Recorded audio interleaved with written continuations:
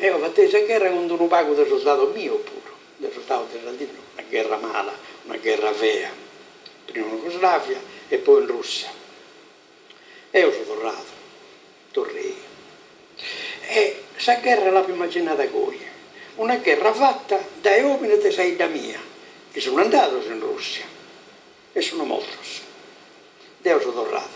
Ma lui l'ha vista concretamente, ha visto il sangue, ha visto morire i suoi e gli altri anche, perché c'è anche la pietas per i nemici uccisi, e sono tutti ragazzi che sono andati a morire per una causa che non li riguardava. Le 3 guerre di indipendenza furono fatte soprattutto col sangue della nostra terra, della nostra Sardegna. Sardi, fieri, forti, valorosi, rosato. Purtroppo, lo dico subito, anche i 13.000 soldati della Brigata Sassari, morti nelle orrende trincee durante la Prima Guerra Mondiale furono per noi completamente inutili. Essi si immolarono non per la patria sarda, ma per la patria italiana. Una volta all'anno Daniele Mele, noto Culu Bianco, campanaro di Arasolè,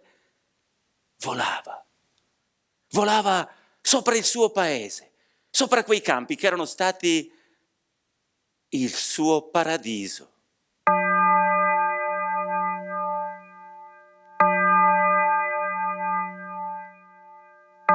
E andava avanti per ore ed ore.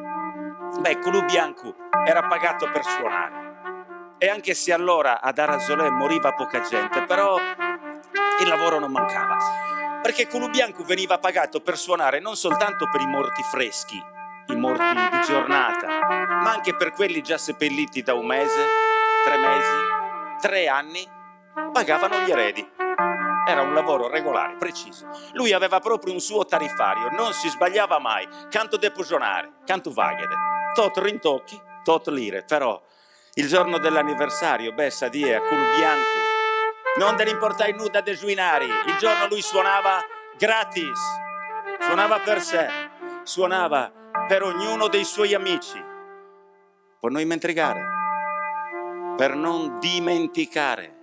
E quando Culu Bianco suonava in quel modo, non si poteva fare finta di non sentire. Tutto sono che colai dinto tue.